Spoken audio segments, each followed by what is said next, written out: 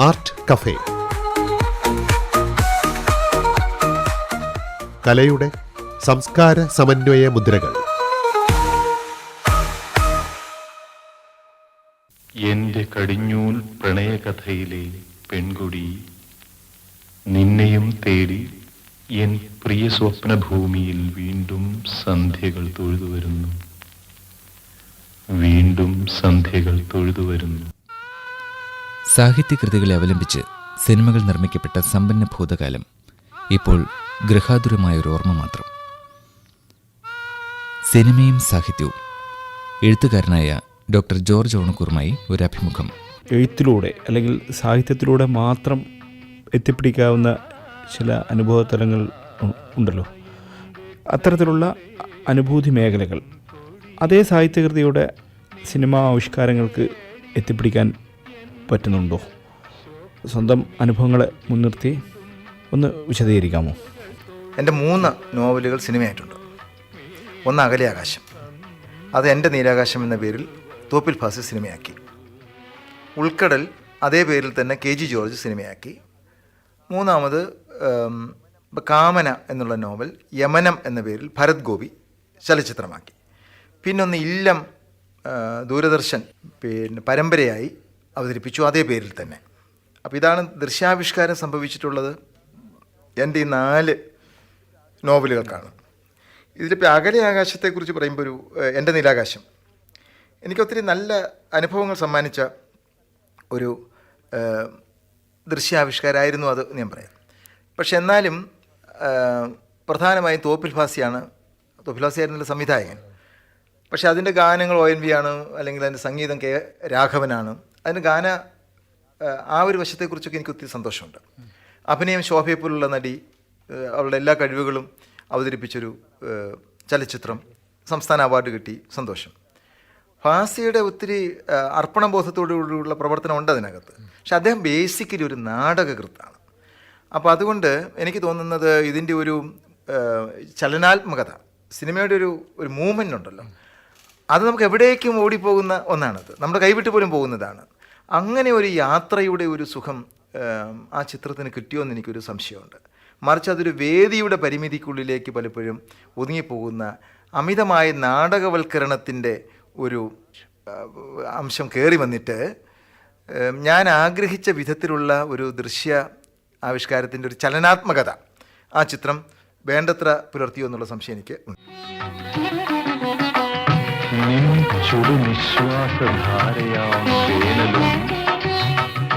നിർവൃതിയായൊരു പൂക്കാലവും നിൻ ജലക്രീഡാലഹരിയാം വർഷവും നിൻ കുളിർചൂടിയ ഹേമന്തവും. തോപ്പിൽ ഭാസി ആത്യന്തികമായിട്ടൊരു നാടക പ്രവർത്തകനാണ്. അപ്പോൾ ഈ KG ജോർജിനെ പോലുള്ള സിനിമയെ സ്നേഹിക്കുകയും സിനിമയുടെ വ്യാകരണം കൃത്യമായി അറിഞ്ഞിരിക്കുകയും ചെയ്യുന്ന ഒരു സംവിധായകൻ എന്നുള്ള രീതിയിൽ ഈ ഉൾക്കടലിൻ്റെ ഈ ചലച്ചിത്രാവിഷ്കാരത്തെ കുറിച്ചിട്ട് സാറിന് എന്താ തോന്നുന്നു? ഉൾക്കടലിനൊരു ഗുണം കിട്ടിയത്, അകലാകാശത്തിൻ്റെ സ്ക്രിപ്റ്റ് തോപ്പിൽ ഭാസി എഴുതിയത്, ഉൾക്കടലിൻ്റെ തിരക്കഥയും ഞാൻ തന്നെ എഴുതിയതാണ്. പിന്നെ ഉൾക്കടൽ ഒരു നല്ല ടീം വർക്കായിരുന്നു.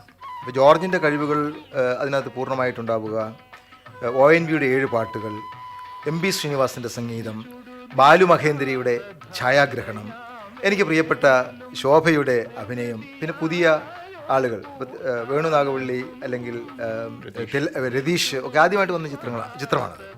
അപ്പോൾ ഓരോ റോളിനും പറ്റുന്ന അഭിനേതാവിനെ കണ്ടെത്താനുള്ള ബോധപൂർവമായ ശ്രമം ഞങ്ങൾ നടത്തിയിരുന്നു. ഒന്ന്, പിന്നെ ലൊക്കേഷൻ മുഴുവൻ തിരഞ്ഞെടുക്കാനുള്ള ഭാഗ്യം എനിക്കുണ്ടായി. കാരണം ഞാൻ പഠിപ്പിച്ച കോളേജും മാർ ഇവാനിയസ് കോളേജും എനിക്ക് ബന്ധമുള്ള MG കോളേജിലുമാണ് അതിൻ്റെ പ്രധാനപ്പെട്ട ഷൂട്ടിങ് എല്ലാം നടന്നത്.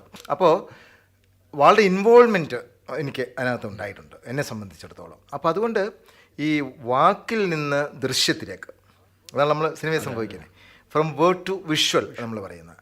അപ്പോൾ എൻ്റെ വാക്കിൽ നിന്ന് ദൃശ്യത്തിലേക്ക് വരുമ്പോൾ എൻ്റെ കൂടെ ഒരു പങ്കാളിത്തം അതിനകത്തുണ്ടായിരുന്നു.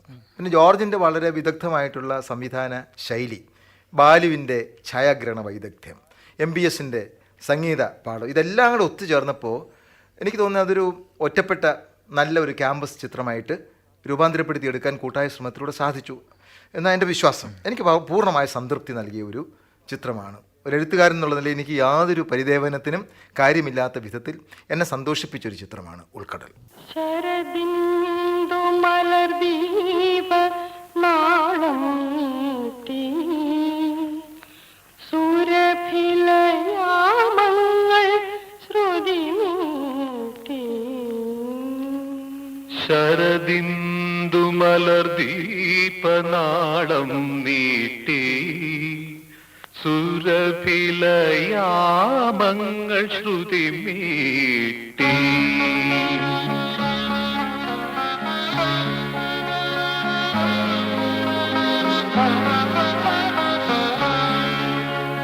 ശരദിന്ദു മലർദീപനാളം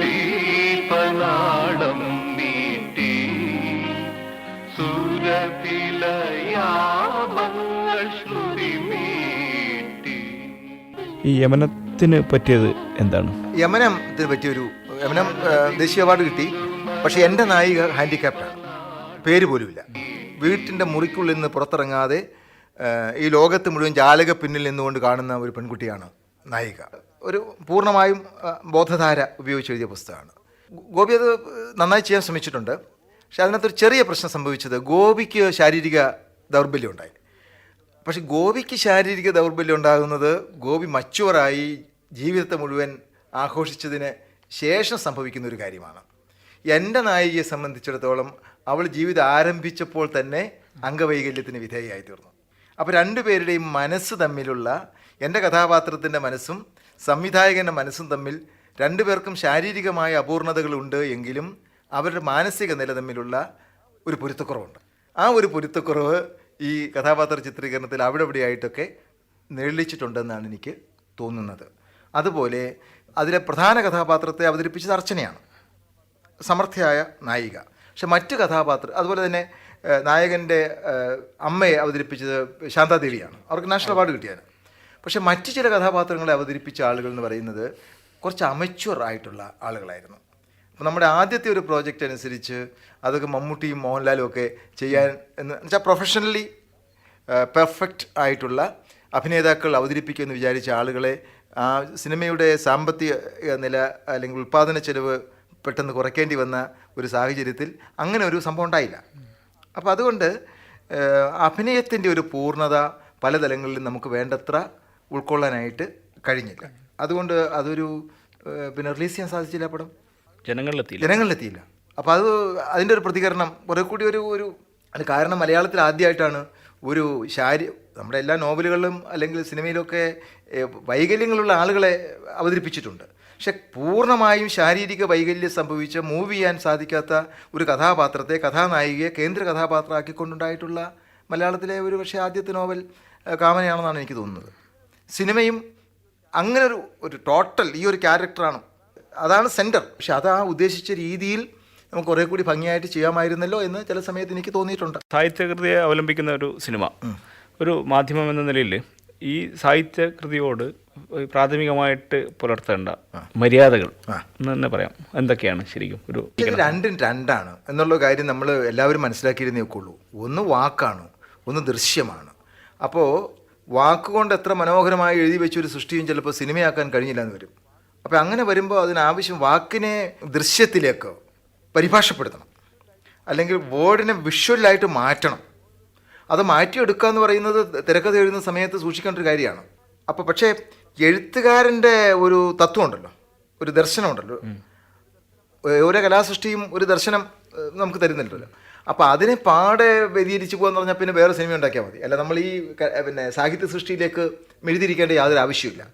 ഇപ്പോൾ എൻ്റെ ഉൾക്കടലെടുത്ത് അല്ലെങ്കിൽ ഇല്ലമെടുത്ത് സിനിമയാക്കുന്നു എന്ന് വന്നാൽ ആ ഞാൻ എന്താണോ എൻ്റെ സാഹിത്യ സൃഷ്ടിയിലൂടെ പറയാൻ ആഗ്രഹിക്കുന്നത് അല്ലെങ്കിൽ മുദ്രണം ചെയ്യാൻ അടയാളപ്പെടുത്താൻ ആഗ്രഹിക്കുന്നത്, അതിനോട് ബഹുമാനമില്ല എന്നുണ്ടെങ്കിൽ എൻ്റെ സൃഷ്ടി എടുക്കേണ്ട ആവശ്യമില്ല. അതൊക്കെ വേറൊരു കഥയെടുത്ത് ചെയ്താൽ മതി. അപ്പോൾ എന്നോടുള്ള എൻ്റെ സൃഷ്ടിയോടുള്ള ഒരു ബഹുമാനത്തിൽ നിന്നാണ് അതിനൊരു സിനിമയാക്കാൻ ശ്രമിക്കുന്നത്. ഇപ്പോൾ പുരാണത്തിൽ പറയുന്നൊരു ഉപാഖ്യാനം, ഇപ്പോൾ കാളിദാസനെടുത്ത് നാടകം എഴുതുമ്പോൾ ആ ഉപാഖ്യാനത്തിൻ്റെ മൗലിക ഭാവത്തോടുള്ള ബഹുമാനത്തിൽ നിന്നാണ് അതെടുക്കുന്നത്. അല്ലെങ്കിൽ ഉണ്ണായി വാര്യർ നളചരിതം എടുക്കുന്ന നളൻ്റെ കഥ എടുക്കുന്നത് ആ കഥ ഉണ്ണായി വാര്യരെ ആകർഷിക്കുന്നതുകൊണ്ടാണ്. അല്ലെങ്കിൽ കല്പിതമായിട്ട് വേറെ സാധനം എഴുതി ഉണ്ടാക്കാം, വേറൊരു ആട്ടക്കഥ എഴുതി ഉണ്ടാക്കാം. അപ്പോൾ ബേസിക്കായ കാര്യം എന്ന് വെച്ചാൽ ഈ എഴുത്തിനെയും എഴുത്തിലൂടെ അടയാളപ്പെടുത്തുന്ന ദർശനത്തെയും ഒരു ചലച്ചിത്രകാരൻ ബഹുമാനിക്കുന്നു, ആരാധിക്കുന്നു ഞാൻ പറഞ്ഞത്, ബഹുമാനിക്കുന്നു എന്നുള്ളത് കൊണ്ടാണ് ഇന്ന് പുറപ്പെടുന്നത് അല്ലേ? അപ്പോൾ അത് പുലർത്താനുള്ള ബാധ്യത ഒരു സംവിധായകന് ഉണ്ട് എന്നാ ഞാൻ വിശ്വസിക്കുന്നു. അത്രേ ഞാൻ വിശ്വസിക്കുന്നുള്ളൂ. അതില്ലാത്തതുകൊണ്ടാണ് പല സിനിമകളും പുറത്തിറങ്ങിയതിന് ശേഷം വിവാദം ഉണ്ടാകുന്നത്. അതുകൊണ്ടാണ് ഇപ്പം സക്കറിയുടെ ഭാസ്കര പട്ടേൽ അടൂരുമായിട്ടുള്ള പ്രശ്നം ഉണ്ടായത് എനിക്കറിയാം. വിധേയൻ എടുത്തപ്പോഴത്തേക്ക് പിന്നെ സക്കറി ഉദ്ദേശിച്ചല്ല ചെയ്യുന്ന പറഞ്ഞാൽ അന്ന പിന്നെ വിധേയൻ എടുക്കണ്ട, വേറെ ഇഷ്ടം പോലെ കഥകളില്ലേ. പിന്നെ സാറ് ഇപ്പോൾ ചെറുകഥകൾ എഴുതിയിട്ടുണ്ട്, നോവലുകൾ എഴുതിയിട്ടുണ്ട്, ഇപ്പോൾ സിനിമ തിരക്കഥകൾ എഴുതിയിട്ടുണ്ട്. അപ്പോൾ ഇതിൻ്റെ പിന്നെ ഒരു ചെറുകഥയാണോ അല്ലെങ്കിൽ നോവലാണോ ഒരു സിനിമയിലേക്ക് അഡാപ്റ്റ് ചെയ്യാൻ ഏറ്റവും ഉചിതമായിട്ടുള്ളൊരു ഫോം? അത് ഡിപ്പെൻഡ് ചെയ്യുന്നു. കാരണം ചില ചെറുകഥ എന്ന് പറഞ്ഞാൽ വളരെ ഇപ്പോൾ നമ്മളെ പിന്നെ പിടിച്ചു നിർത്തുന്ന, ഇറുക്കി നിർത്തുന്ന സാധനമുണ്ട്. അതിനൊത്തിരി വിശദീകരിക്കാൻ സ്കോപ്പുള്ള സാധനങ്ങൾ കാണും. ഇപ്പോൾ MTയുടെ പിന്നെ ഇതുണ്ടല്ലോ ഓളവും തീരവും, ആ കഥ ചെറുകഥ അതിനെ വികസിപ്പിക്കാനുള്ള ധാരാളം സ്കോപ്പുള്ളൊരു സാധനമായിരുന്നു അത് എന്ന് പറയുന്നത്. നോവലാകുമ്പോൾ എന്ന് വെച്ചാൽ കുറേ സ്ക്രിപ്റ്റ് എഴുതാൻ കുറേ കൂടി എളുപ്പമുണ്ട്. കാരണം ഒത്തിരി ഇൻസിഡൻസ് ഉണ്ട്. പക്ഷേ അതൊരു പിന്നെ എന്താ പറയുക, ഒത്തിരി സ്വാതന്ത്ര്യം നമുക്ക് തരുന്നു എന്നുള്ളതിനോടൊപ്പം തന്നെ അത് ഒത്തിരി പിന്നെ ബാധ്യതകളും നമ്മുടെ മേലെ തരുന്നുണ്ട്. ഒരു ചെറുകഥയെ വികസിപ്പിക്കുന്നത് പോലെയുള്ള സ്വാതന്ത്ര്യത്തോടു കൂടി ഒരു നോവലിനെ പെരുമാറാൻ പറ്റില്ല സിനിമയാക്കുമ്പോഴത്തേക്ക്. ഇപ്പോൾ നമുക്ക് പറയാം എന്താ ഒരു കേന്ദ്ര ബിന്ദു, ഒരു തീം ഉണ്ട്. ഞാൻ ഒരു ചലച്ചിത്രകാരൻ, ഞാനതിനെ വികസിപ്പിച്ച് ഒരു സിനിമയാക്കിയിരിക്കുന്നു, എനിക്ക് സ്വാതന്ത്ര്യം തരുന്നു. ചലച്ചിത്രകാരൻ എന്നുള്ളതിന് എനിക്ക് ഒത്തിരി സ്വാതന്ത്ര്യം തരും. നോവലാകുമ്പോഴത്തേക്ക് നോവൽ വായിച്ചിട്ടുള്ള ഒരാൾ ഇപ്പോൾ സുന്ദരികളും സുന്ദരന്മാരെ സിനിമ ആക്കിയിട്ടില്ല ഇതുവരെ ആരും. ആക്കാൻ വിഷമാണ്. കാരണം ഇങ്ങനെ പരമ്പരകൾ ഇങ്ങനെ കിടക്കുകയാണ്. അപ്പോൾ അത് എടുത്ത് കാണിക്കുമ്പോൾ ചരിത്ര ഇത് കാണുകയാണെന്ന് വിചാരിക്കുക. അപ്പോൾ എന്തുകൊണ്ടാണ് പ്രധാനപ്പെട്ട ആ പിന്നെ കഥാപാത്രത്തെ എന്തിനെ വിട്ടുകളഞ്ഞു, അല്ലെങ്കിൽ ആ സന്ദർഭത്തെ എന്തിനു ഉപേക്ഷിച്ചു എന്നുള്ളതിന് ആൻസർ പറയേണ്ടി വരും. ചെറുകഥയ്ക്ക് ആ പ്രശ്നമില്ല. അപ്പോൾ നോവൽ സിനിമയാക്കുമ്പോൾ ഒത്തിരി സ്വാതന്ത്ര്യമുണ്ട്, പക്ഷേ അതേ സമയത്ത് തന്നെ ഒത്തിരി ബാധ്യതകളും അത് ഏൽപ്പിക്കുന്നുണ്ട് എന്നുള്ളതാണ്. ഒരു ആസ്വാദനം എന്ന നിലയിൽ, അല്ലെങ്കിൽ ഒരു വായനക്കാരൻ എന്ന നിലയിൽ, അല്ലെങ്കിൽ ഒരു പ്രേക്ഷകൻ എന്നുള്ള നിലയിൽ ഇപ്പോൾ ഈ സാഹിത്യ കൃതിയെ അതിശയിക്കുന്ന രീതിയിലുള്ള ഏതെങ്കിലും സിനിമ ആവിഷ്കാരങ്ങൾ സാറിൻ്റെ ശ്രദ്ധയിൽപ്പെട്ടിട്ടുണ്ടോ? ഏതെങ്കിലും ലോക സിനിമയിലായാലും മലയാളത്തിലായാലും, അല്ലെങ്കിൽ മലയാളത്തിൽ തന്നെ അതിനോട് അടുപ്പിച്ച് ചുമരത്ത് നിൽക്കുന്നതൊക്കെ ഒത്തിരി ധാരാളമുണ്ട്, ഒപ്പത്തിനൊപ്പം നിൽക്കുന്ന. ഏതൊക്കെയാണ്? അപ്പോൾ MTയുടെ എല്ലാ ചിത്രങ്ങളും മലയാളത്തിലാണെങ്കിലത്തേക്ക് എനിക്ക് അങ്ങനെ തന്നെ തോന്നിയിട്ടുണ്ട്, അതുപോലെ തന്നെ തോന്നിയിട്ടുണ്ട്. പിന്നെ MT ആണ് അതിൻ്റെ ഏറ്റവും ഒരു കാരണം. പത്മരാജൻ്റെ ചിത്രങ്ങൾ തീർച്ചയായിട്ടും, പത്മരാജൻ്റെ ചിത്രങ്ങൾ, പത്മരാജൻ്റെ അടുത്ത സുഹൃത്താണ്. പത്മരാജൻ്റെ ചിത്രങ്ങളെല്ലാം തന്നെ എനിക്ക് വളരെ പിന്നെ സന്തോഷം. കള്ളം പവിത്രം തൊട്ട് പിന്നെ ഇപ്പം പിന്നെ ഏത് എടുത്തു കഴിഞ്ഞാലും അവിടെ എല്ലാം നമുക്ക് ഈ ഒരു പ്രതിമയും രാജകുമാരി നല്ലൊരു ചിത്രം ആക്കാവുന്നതാണ് സാധനമായിരുന്നത്, പക്ഷെ കഴിഞ്ഞില്ല. അപ്പോൾ അവിടെയൊക്കെ വെച്ചാൽ ആ ഭാഷയുടെ ഭംഗിയും പിന്നെ വിഷ്വലിൻ്റെ മനോഹാരിതയും കൂടെ ബ്ലെൻഡ് ചെയ്യാൻ അവർക്ക് സാധിച്ചിട്ടുണ്ട്. ആ കൂട്ടത്തിൽ സാറിൻ്റെ ഉൾക്കടലിനെയും ചേർത്ത് വെക്കാൻ പറ്റും. ഉൾക്കടൽ എനിക്കിഷ്ടമാണ്. സാഹിത്യകൃതിയെ അതിശയിച്ച് നിൽക്കുന്നുണ്ട് സിനിമ. അതിശയിച്ചു എന്ന് പറയുന്നതിനോട് ഞാൻ യോജിക്കില്ല. അതെൻ്റെ എഴുത്തുകാരൻ എന്നുള്ളതിൽ, കാരണം രണ്ടും ചെയ്ത ആളുകൾ ഞാനാണെങ്കിൽ പോലും ഇപ്പോഴും പലയിടത്തിലും എന്നോട് ചോദിക്കുന്നത് ഉൾക്കടലിൻ്റെ ഒരു കോപ്പി കിട്ടുമെന്ന് ചോദിക്കുന്നുണ്ട്. അതുപോലെ പിന്നെ സിനിമയെ ഇഷ്ടപ്പെടുന്നുണ്ടാവും, പക്ഷെ സിനിമ അതിനേക്കാൾ അതിശയിച്ചു വന്നില്ലേ. സിനിമയും സാഹിത്യവും ഡോക്ടർ ജോർജ് ഓണക്കൂറുമായി നടത്തിയ അഭിമുഖമാണ് നിങ്ങൾ കേട്ടത്.